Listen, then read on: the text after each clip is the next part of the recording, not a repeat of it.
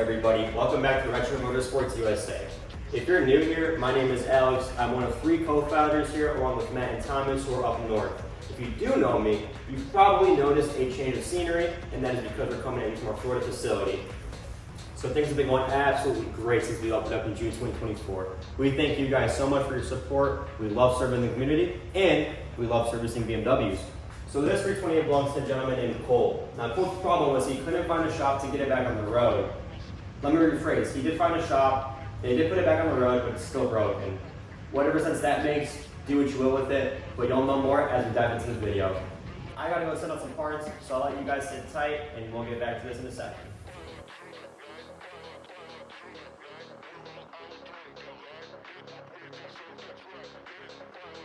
All right, and we're back. So last night I did dive into it a little bit. I removed the intake, airbox, MAF, throttle body.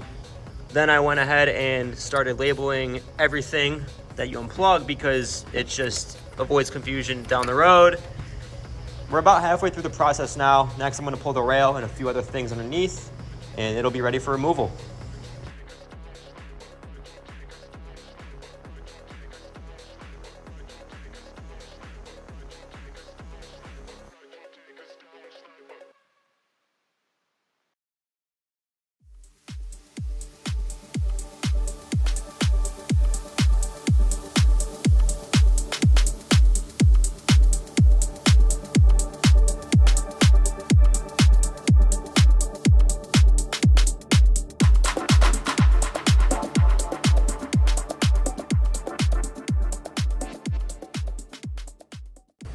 Just got the manifold removed.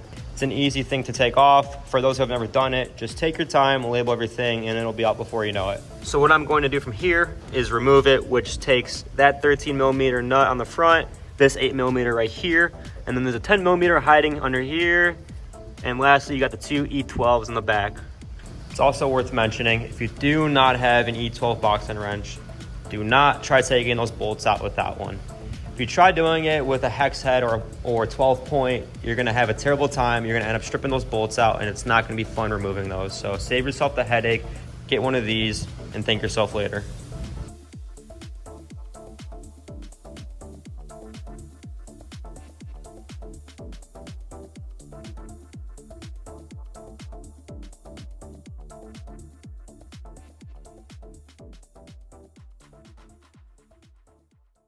And we're back. So it's been about a week and a half, almost 2, waiting for parts to come in through FCP.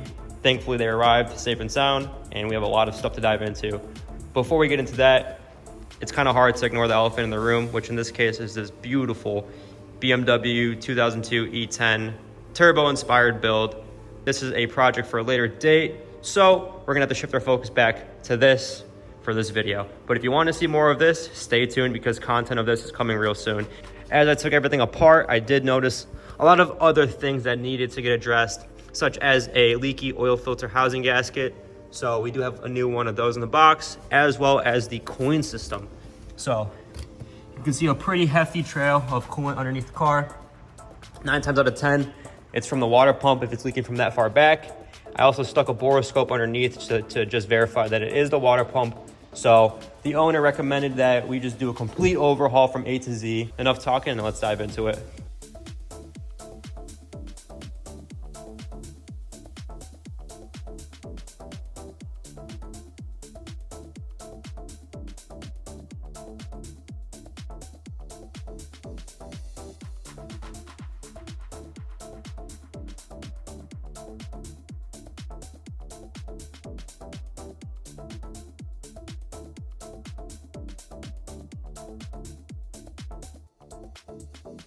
Now that the starter is officially installed, instead of rushing the manifold back on and getting everything dialed in up here, I think it's better just to keep everything undone for now.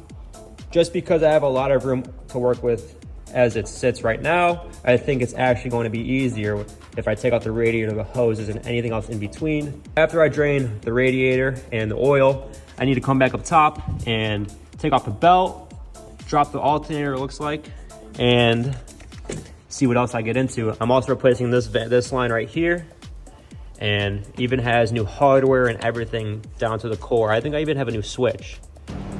And just like that, 99.8% of the cooling system is removed. All I have left is the water pump pulley and the water pump itself. As you see in my hand, we have the thermostat housing removed, and just take a look at how bad this thing is. What most people will do, if you have a brain, you'll take out the plastic and swap it in aluminum, because the issue with these is they're problematic for cracking. We'll throw this in the garbage and get the aluminum guy thrown in there. Oil filter housing is now removed. Take a look in here. That's why we had to remove the whole assembly, just for this little guy right here. So I'm gonna take the guess and assume that this is original, because this thing feels rock solid just to the touch. We have a big mess. So I'm gonna spend some time to clean up all this oil grime buildup, and hopefully we should have a good result. So let's see how this turns out.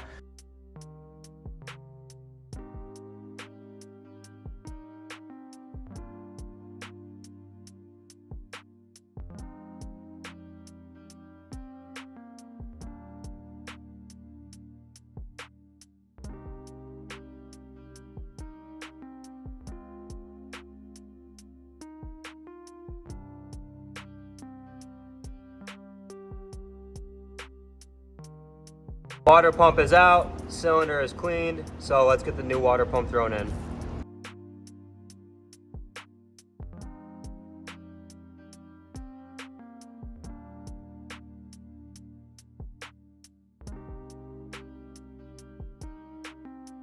I want to get on camera just to show you how terrible this thing is. So I know I'm gonna have a lot of fun cleaning this. One of my biggest problems as an individual is I just don't know where to stop when it comes to cleaning things. So I do think I'm gonna be here for a good second, just getting every nook and cranny as clean as I can, and should make for a fun before and after. So here's the before and here's our after. So looking much, much better. No more grime, oil buildup. So she's ready to go on.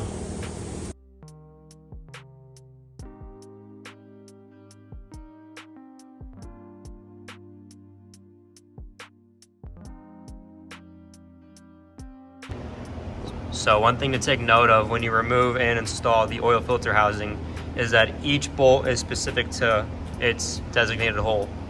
What I did as a visual was I took each bolt out one by one and laid it on the ground in sequence of where they would go back into the engine. So I'll pop that up right here just so you have an idea of what I'm talking about. So in terms of tightening this, what I did was I actually got all of them snug, not tight, and then I proceeded to start with the two inner bolts. Then I worked into like a star pattern. Motor's looking really clean compared to what it was a few minutes ago.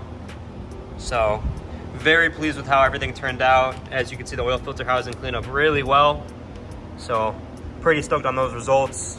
So along with that new oil line, we also do have new banjo bolts and washers. So basically it's simple. You take one washer, you'll throw it on one end, then you'll feed that through the line. And then once you do that, you'll put the other washer on the other end to basically sandwich it and create a good seal.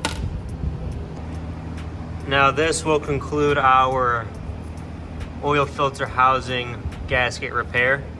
So got the power steering pump on, oil filter housing torqued down, new oil line on, new banjo bolts, new washers, new switch, basically everything that you would need for the whole job. So very content with this. Now that this is taken care of, I'm debating which way to go now in terms of reassembly. I could either start back here and start getting new hoses and gaskets put on with the manifold, or I could also come back to the front and just button up the coolant system. New coolant throttle body hose is on. Now let's get these intake ports cleaned up. Now that's something I can work with. We now have a clean mating surface for the manifold to sit on, but for now, I'm coming right back to the thermostat housing. So I'm gonna pop the new thermostat in, new gasket on this side, pop it on, and that's all taken care of there. And then I think from there, I'm ready to come back and get the wiring harness all buttoned up and manifold seated. So let's get to it.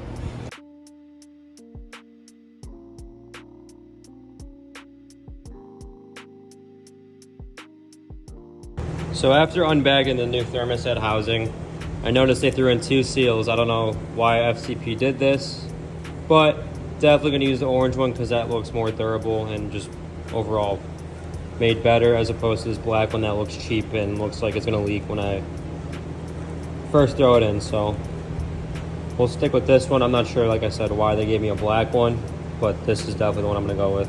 So far so good. Alternator on, belts are on, thermostat housing, water pump pulley. I think next I'm gonna dive back into the cooling system, or not the cooling system, the intake manifold system, because I know that's gonna take me some time to make sure everything's lined up where it goes and plugged in the right spot. So over here, I already took off the old gasket. What I like to do is take a little pick and kind of curl up a paper towel into a ball. And what I'll do is I'll go in between each little crevice just to make sure that I get everything out as clean as I can. So pro tip for those who haven't thought about that. Getting the manifold back on was a piece of cake. Now I have to get the radiator put back in, hoses ran, and crossover hose hooked up. Also need to get back and put the MEF on, air box, and everything that goes on this corner of the motor itself. Just took out the old rubber O-rings, the little ones that go right here on the actual cap itself. Got 2 brand new ones in, so we're gonna throw these on, as well as the seal that goes all the way around. Man filter is in.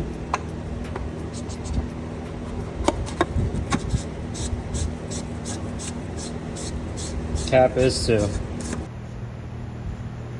Only the best, you already know. Let's get this thrown in.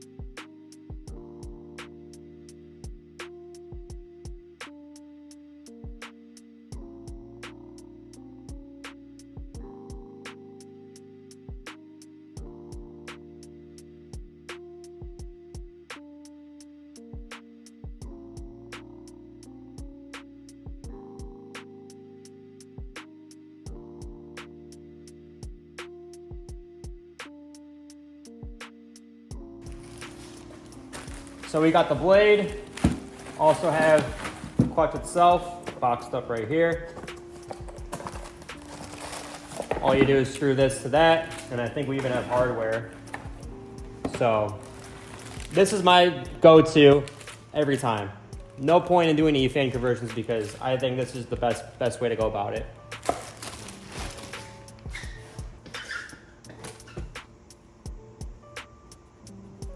Always want to make sure you have oil.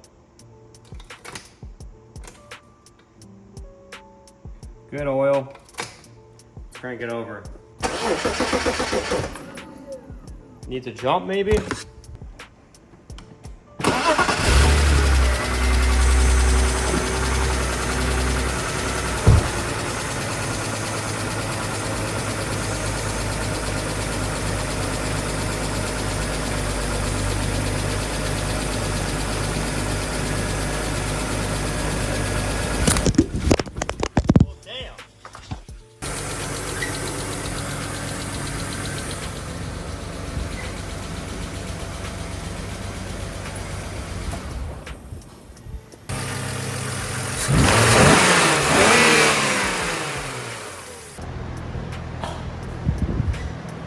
All right, so now that that's all said and done, we are now ready to begin the bleeding process of the cooling system. So we'll get these thrown in there and then proceed to bleed. I'm gonna pour a little bit in, and then from there I will inspect to make sure we have nothing leaking. No funnel gang. Throughout the process, check all your hose clamps, make sure nothing's loose. Everything on here looks good.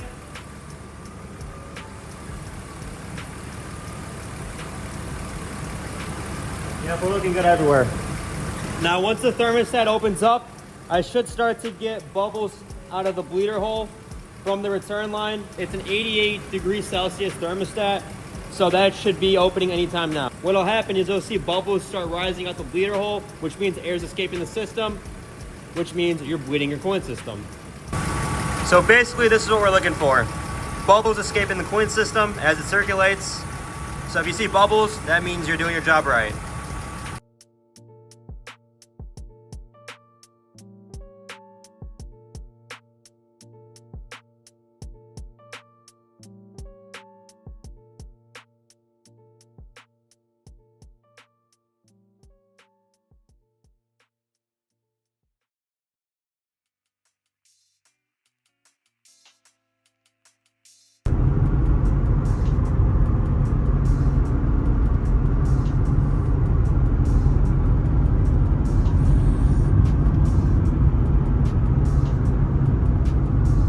Now we found some back roads and we're on our 20-mile test drive.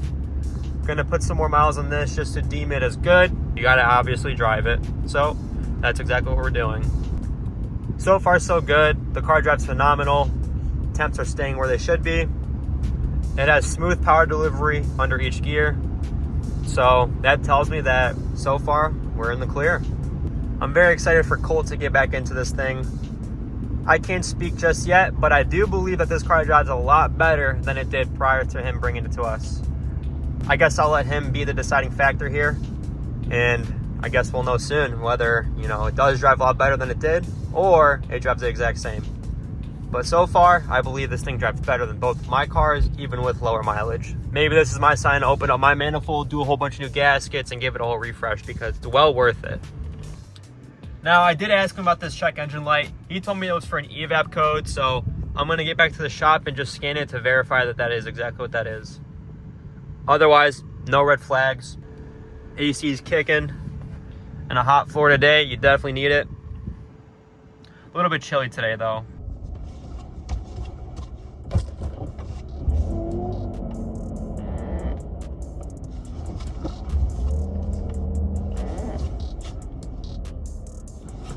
We have just completed our test drive.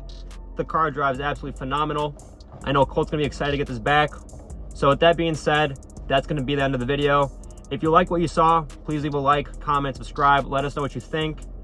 We'd also like to take the time to thank Colt for bringing his car to us and trusting us with it. I know he's gonna be thrilled with the results just like we were. If you're in Chicago, Tampa, anywhere around here, feel free to reach out to us if you need any similar services done to your car. Our DMs are open 24/7. We have 3 experts on the line at all times.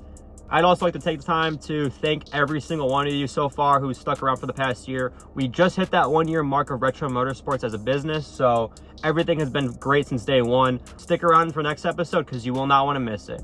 Take it easy, guys.